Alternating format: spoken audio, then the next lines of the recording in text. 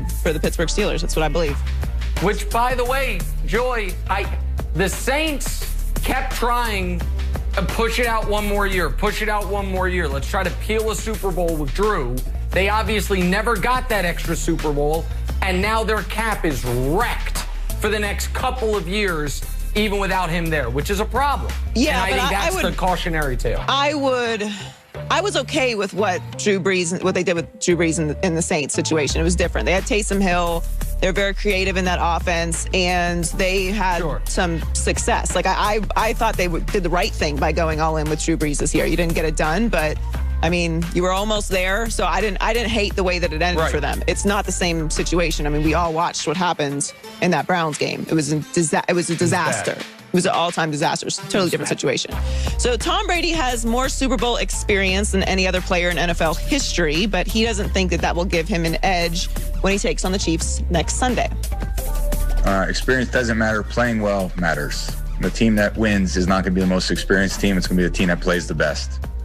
So we got to prepare the best. We got to execute the best. We got to perform the best under pressure. And if we do that, we'll be champions. And if we don't, we won't be. He's not wrong. I heard you guys talking about this on First Things First this morning. I agree with him in this situation because the Chiefs have been there before and are pretty much running it back the same as last year. The more experience doesn't really matter in this situation. Most of the players and main players who are on both sides of the ball have been there before, have been in big games at this point. So you pretty much know what to expect. I mean, if you have Andy Reid and, Bruce Arians has been there before as an assistant. Obviously, Tom Brady. They're going to help the guys out who haven't been there before, getting them set up for the week, letting them know what to expect and all of those things. So he's right about that. Obviously, the Super Bowl is a different game. There's different timing throughout the game. It's a different week leading up to the game. All of those things are important. As we know, they all matter. But in this game, I actually agree with him. I don't think that the experience is going to matter. It's going to be who plays the better game. Or I think you would probably argue if the Chiefs have a total collapse. Total collapse. So I had a take this morning on First Things First that immediately got, I think within the same segment, our social team pushed it out there, which always means this was either a great take or a take they found so outrageous they just knew it would get interaction. And a segment later, I checked, and I think it had 140 replies and 3 retweets. The kids call that getting ratioed. I'm going to double down on that take, but I want to run it by you, Joy. For this game, I think you could argue Patrick Mahomes has the more relevant experience than Brady because he was in this game a year ago with the same coach, coordinator, teammates. Tom Brady has been to 9 of these things before, but never without Belichick, never outside of New England. His only teammates that are relevant that have been to the Super Bowl are Gronk, JPP, and Sue. So I think you could argue that the more experienced quarterback for this game in this situation is Patrick Mahomes. Heard, folks, send that one out too. I'll get ratioed again. I stand by the take. I think it's a legitimate take because we've never seen Brady without Belichick in a Super Bowl. I actually agree with you. And this is weird because you and I do not agree on a lot of things. But I think the issue with the take and why you're getting ratioed, similar to why people are freaking out about Justin Herbert, is you're not actually listening to what you're saying. They stopped listening after saying Patrick Mahomes has more experience. The back part of what you're saying is what's actually important. And I do agree with you.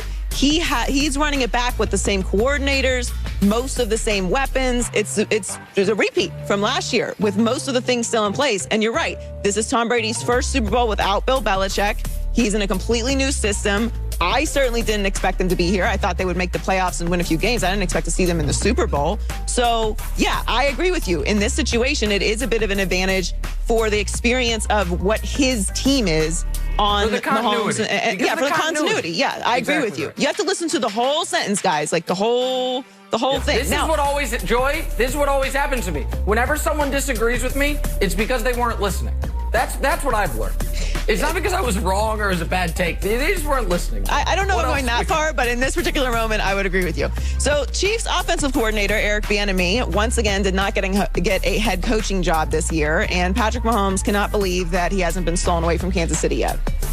Yeah, it's it amazes me, honestly. I mean, if you look at his track record and the way he's able to coach us, the way he's able to lead men, and which is, people say that, but to be able to lead a locker room of people from every different background, every different race and everything like that, and be able to be the leader of the locker room is a special talent. Coach Reed calls plays, but there's a ton of input on Coach Bieniemy, and he calls a ton of plays in our game plan, and it just gets overlooked. Patrick Mahomes is picking his words very carefully in that statement, because a lot of the reviews of Eric Bieniemy in interviews is that he doesn't call plays. So there's this apprehension that all of the Chiefs' success and his input on the success doesn't have anything to do with him calling plays, and that's why he is not necessarily qualified to be a head coach in the NFL. Well, the Eagles just fired Doug Peterson, who won a Super Bowl for them just a few years ago, and hired Nick Sirianni, who has never called plays in his life.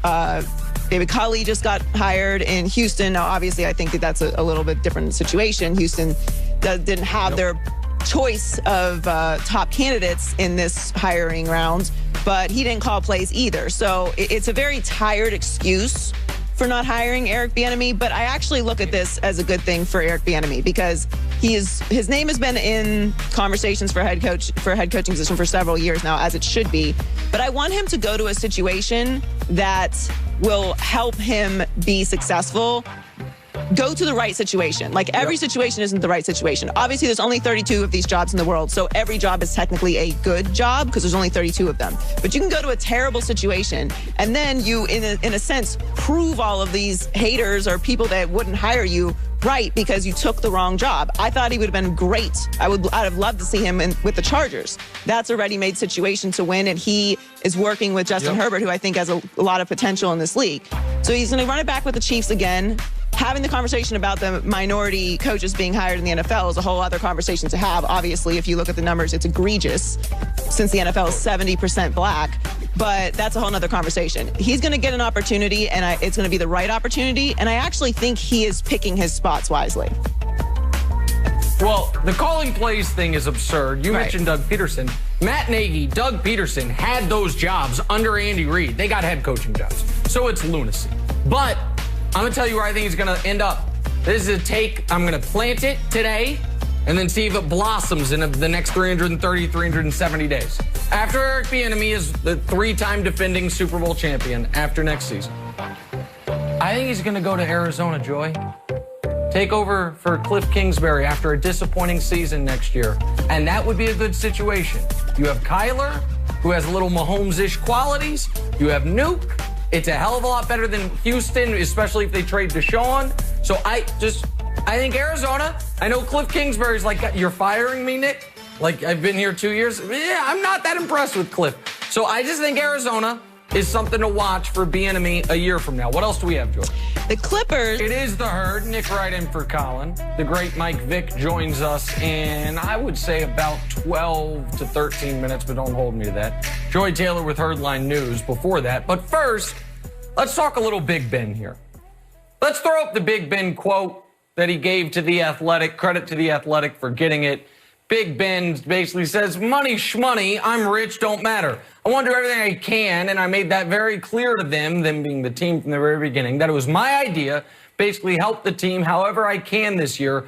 I don't care about my pay at all this year.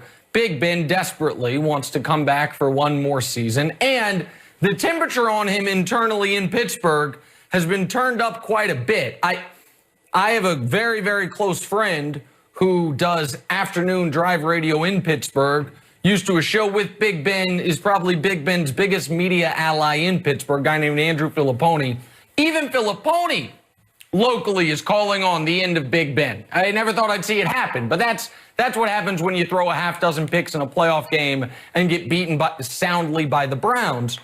But Dwayne Haskins is not the answer. Mason Rudolph is not the answer. The Steelers are not going to be in position to draft a quarterback this year, at least not a quarterback that would be ready. So I do understand why they might want to try to run it back with Big Ben if he was actually willing to shave serious dollars off his 2021 $41 million cap hit. That's the number. It's the highest in the league. Here, though, is the unfortunate reality. and this is after digging into his contract. $22 million of that $41 million has already been paid to him. So that's going to be on your books no matter what. He has $19 million due to him this year. $4 million in salary and a $15 million roster bonus that's due in the middle of March, third day of the league year, I believe. So my question to Big Ben would be this. Are you actually willing to take that $19 million down to like $1.9 million? Are you actually willing to give back $15 to $17 million that, by the way, if we cut you, you're not going to get anyway? And do not a restructure, but a pay cut? Because restructuring just means you're going to pay me my money. It's just going to come on a different timeline or in a different way. So what the Saints did with Drew Brees was they restructured his deals and they added fake years on the end of it, which was great for Drew because he got all his money and that cap hit ends up being spread out over